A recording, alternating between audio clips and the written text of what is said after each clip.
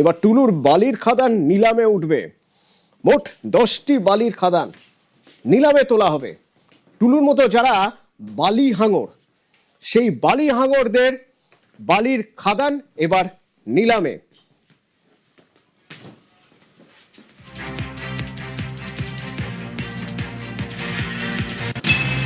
কোথায় কোথায় রয়েছে এই বালির স্তূপ? বালির স্তূপ যে রয়েছে 10টি বালির স্তূপ এরকম নিলামে তোলা হবে।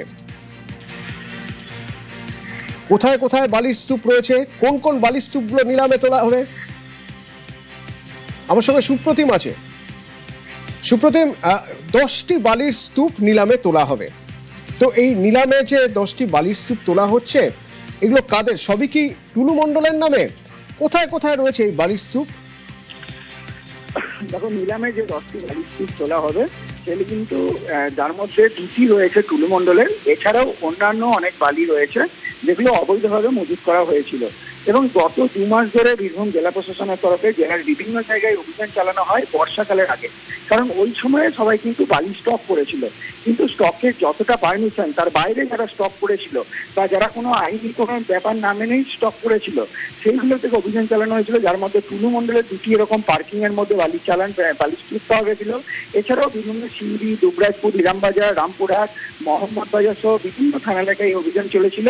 এবং এখনো পর্যন্ত আমরা যেটা জানতে পারছি, সেই বালিগুলোরই টেন্ডার করা হবে, অকশন করা হবে। এবং সেটা কিন্তু অকশন 20 তারিখে অকশন সকাল 11টা থেকে বিকেল 4টে পর্যন্ত অকশন করা হবে। এবং প্রশাসনের নিয়ম মেনে যেটা এই অকশন করার আগে যে টাকা অর্থ সেটা জমা করতে হবে প্রশাসনকে, এবং কারা কারা কতজন অংশগ্রহণ করছে সেটা প্রশাসনকে জানাতে হবে।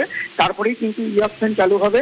এবং সেইভাবে কিন্তু অকশন প্রক্রিয়ায় যে যত নিলামের টাকা থাকবে সেভাবেই কিন্তু সেই বালি তার হবে, সরকারিভাবেই কিন্তু অকশন করা হবে।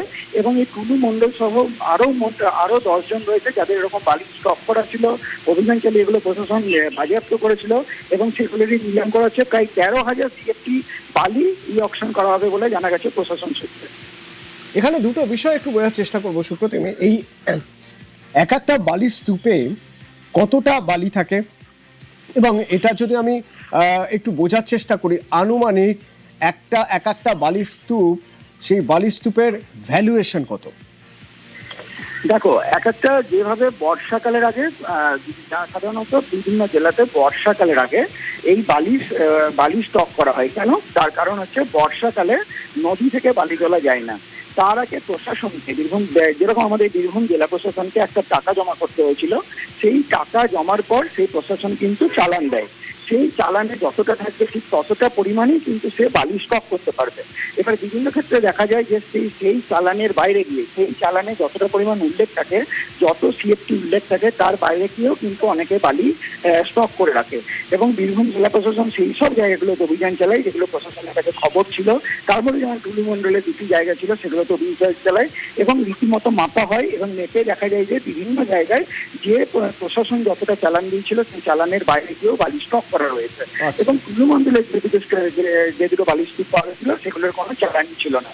সেই যতটা স্টক নিয়েছিল সেই স্টকের বাইরের বালিটা, এবং যেগুলোর কোনো অনুমতি ছিল না সেই বালিগুলো প্রশাসন সমস্ত জায়গায় একত্রিত করেছে।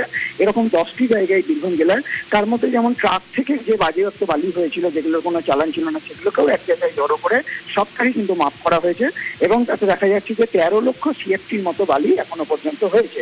এই 13 লক্ষ যে CFT সেই বালিটারই অকশন করা হবে। এবং সেইভাবে নিয়ম মেনে যে কোনো যারা অংশগ্রহণ করবে তাদেরকে একদম অনলাইনে গিয়ে তাদের নাম এবং সেখানে যে নোটিশে লেখা রয়েছে মিনিমাম যে বালির দাম, অর্থাৎ সেই দামটাকে কিন্তু আগে তাদেরকে জমা করতে হবে।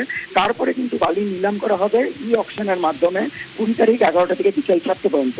এবার দেখা যাবে যে অংশগ্রহণকারী বেশি দাম দেবে সেই বালি কিন্তু নিলামে নিয়মিত তাই।